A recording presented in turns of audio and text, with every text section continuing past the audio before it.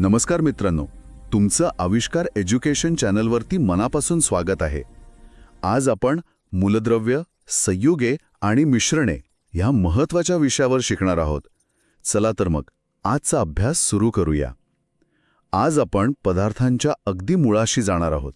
म्हणजे आपल्या आजूबाजूला जे काही दिसतं ते नेमकं कशाने बनलंय. विचार करा की आपण एका वैश्विक स्वयंपाकघरात आहोत आणि आपल्याला संपूर्ण विश्व बनवायचं आहे. आपल्याकडे फक्त 118 प्रकारचे मसाले आहेत, ज्यांना आपण मूलद्रव्य म्हणतो. अगदी. तर आज आपण पाहणार आहोत की हे 118 मसाले वापरून 2 प्रकारच्या पाककृती कशा बनतात. एक, जिथे मसाले एकत्र येऊन काहीतरी पूर्णपणे नवीन तयार करतात. हो, म्हणजे संयोग.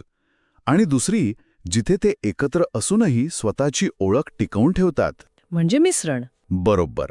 आजचा आपला प्रयत्न हाच असेल की हे गुंतागुंतीचं जग प्रत्यक्षात किती सोप्या नियमांवर चालतं हे उलगडून दाखवणं.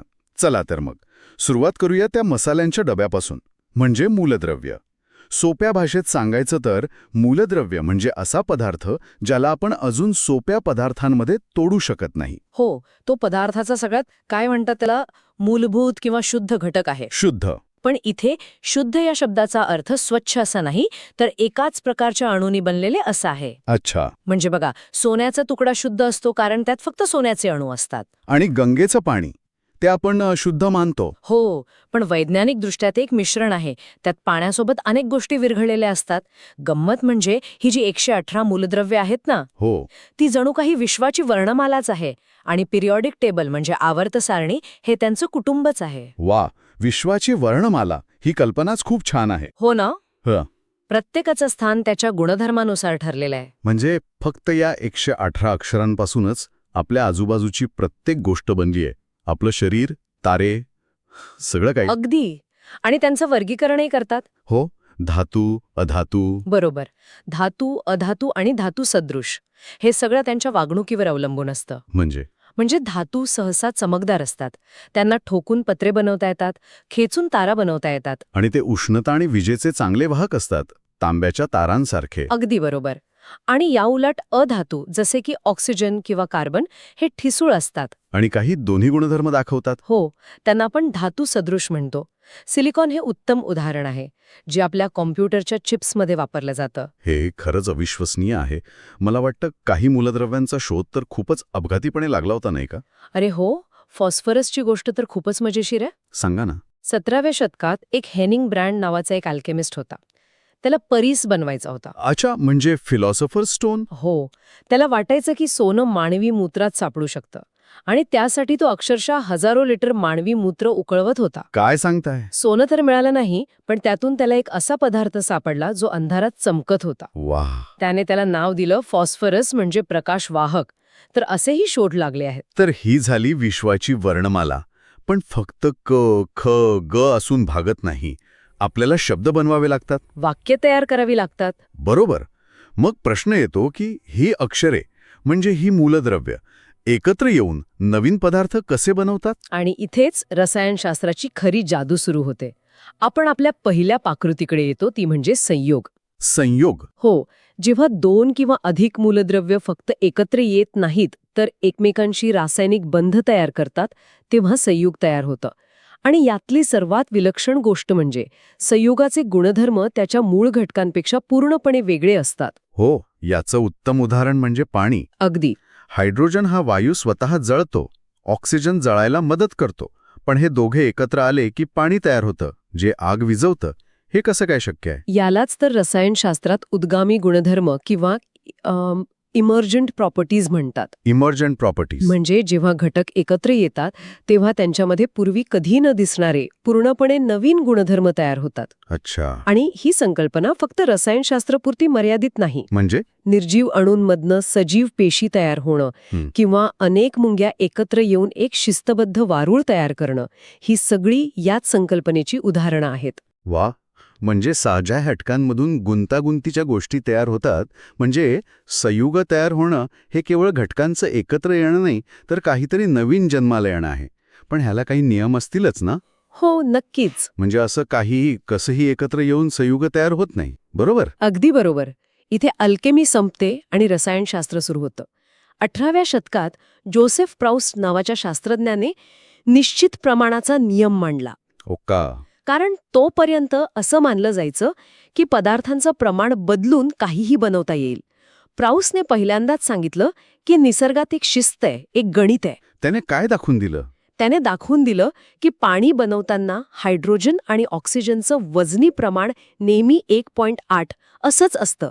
मग ते पाणी नदीचं असो, समुद्राचं असो किंवा प्रयोगशाळेत बनवलेलं असो. म्हणजे निसर्गाच्या पाकृतीत प्रत्येक पदार्थाचं प्रमाण अगदी काटेकोरपणे ठरलेलं आहे. बरोबर.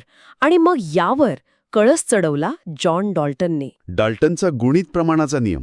कार्बन मोनॉक्साईड CO पण बनवतात आणि कार्बन डायऑक्साईड CO2 पण.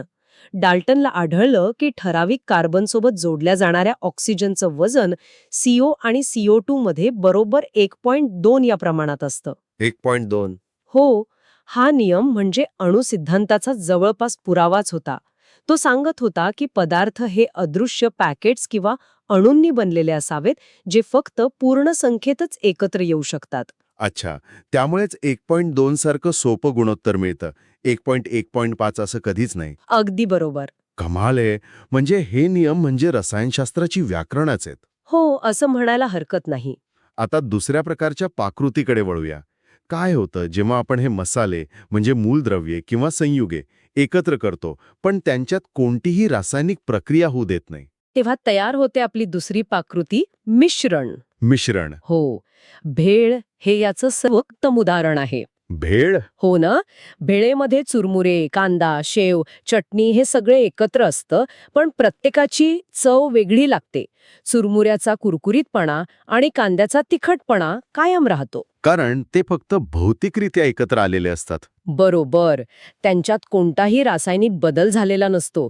मिश्रणात घटक आपापले गुणधर्म टिकवून ठेवतात. आणि या मिश्रणांचेही प्रकार आहेत ना, समांगी आणि हा, विषमांगी. बरोबर. जेव्हा मिश्रणातील घटक इतके एकजीव होतात की ते वेगळे ओळखता येत नाहीत, तेव्हा त्याला समांगी मिश्रण म्हणतात. जसं की पाण्यात विरघळलेली साखर. किंवा हवा. अगदी. आपल्याला हवेतला ऑक्सिजन, नायट्रोजन वेगळा दिसत नाही.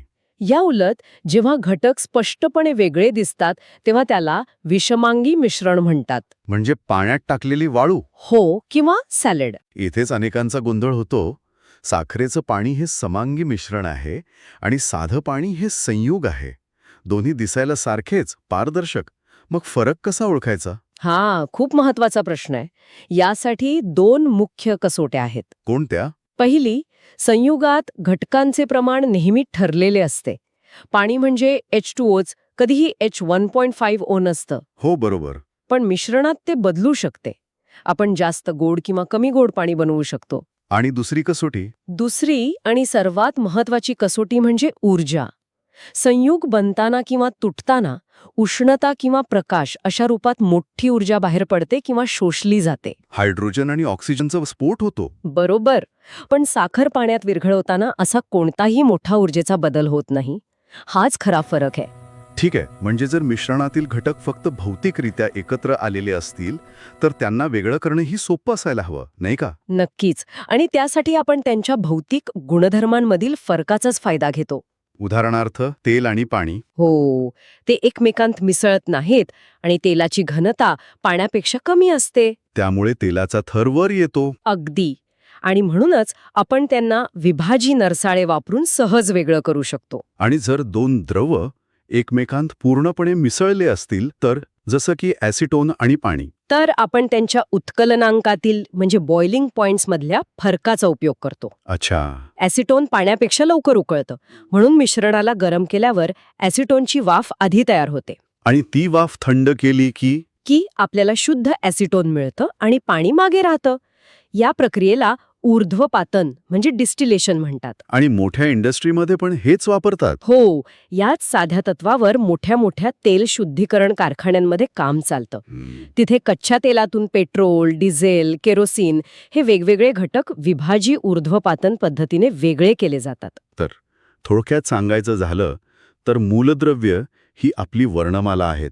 हो. जेव्हा ही अक्षरे व्याकरणानुसार म्हणजे निश्चित नियमानुसार रासायनिक बंधांनी एकत्र येतात तेव्हा संयोग नावाचा नवीन अर्थपूर्ण शब्द तयार होतो. छान. आणि जेव्हा ही अक्षरे किंवा शब्द आपण कसेही एकत्र टाकतो तेव्हा मिश्रण नावाचं एक वाक्य तयार होतं. ज्यात प्रत्येक शब्द आपला मूळ अर्थ टिकून ठेवतो. बरोबर. उत्तम सारांश. हे वर्गीकरण आपल्याला आपल्या सभोवतालचं जग वैज्ञानिक दृष्टिकोनातून समजून घ्यायला मदत करतं. आपण पितो ते पाणी एक संयोग आहे. हो. आपण श्वास घेतो ती हवा एक मिश्रण आहे. आणि आपल्या घरातली स्टेनलेस स्टीलची भांडी, ती पण मिश्रणच असणार. हो, ती लोखंड, क्रोमियम, निकेल या मूलद्रव्यांचे एक समांगी मिश्रण आहेत, ज्याला आपण मिश्र धातू किंवा ॲलॉय म्हणतो. आणि गंमत म्हणजे त्याचे गुणधर्म मूळ धातूंपेक्षा चांगले असतात. अगदी. ते जास्त मजबूत आणि गंज प्रतिरोधक असतात. म्हणजे कधीकधी मिश्रणे सुद्धा संयुगांसारखीच नवीन आणि उपयुक्त गुणधर्म दाखवतात. आजच्या चर्चेतून एक गोष्ट स्पष्ट होते की आपल्या सभोवतालचं एक जटिल जग प्रत्यक्षात काही मर्यादित मूलद्रव्यांच्या विशिष्ट रासायनिक बंधनातून म्हणजे संयुगांमधून किंवा साध्या मिश्रणातूनच तयार झालेले आहे. खरे. या साध्या संकल्पना समजून घेतल्या की आपल्या आजूबाजूच्या प्रत्येक वस्तूमागे दडलेलं विज्ञान दिसू लागतं. आता जाता जाता एक विचार करण्यासारखा प्रश्न. आपण श्वास घेतो ती हवा ऑक्सिजन आहे असं आपण सहजपणे म्हणतो, बरोबर? हो. पण ती प्रत्यक्षात एक मिश्रण आहे, ज्यात सुमारे 78% नायट्रोजन, 21% ऑक्सिजन आणि इतर वायू आहेत. हो, हे खरंय. आपण जे पाणी पितो ते H2O हे एक संयुग आहे. पण नळाचं पाणी किंवा बाटलीबंद पाणी हे शुद्ध संयुग नसतं. ते पण एक मिश्रणच आहे. हो, ते एक मिश्रण असतं ज्यात पाण्यासोबत अनेक खनिजे आणि क्षार विरघळलेले असतात, जे आपल्या आरोग्यासाठी आवश्यकही असतात. मग आपल्या दैनंदिन जीवनात शुद्ध या शब्दाची व्याख्या काय? एका प्रकारची सीमारेषा कुठे संपते आणि दुसऱ्याची कुठे सुरू होते याचा विचार नक्कीच करायला हवा.